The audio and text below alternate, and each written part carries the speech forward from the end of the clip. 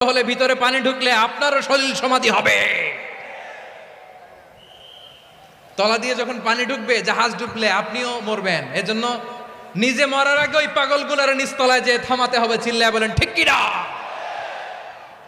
এজন্য আল্লাহ বললেন মুনকার প্রতিরোধের দায়িত্ব সমাজের টপ টু বটম সবার।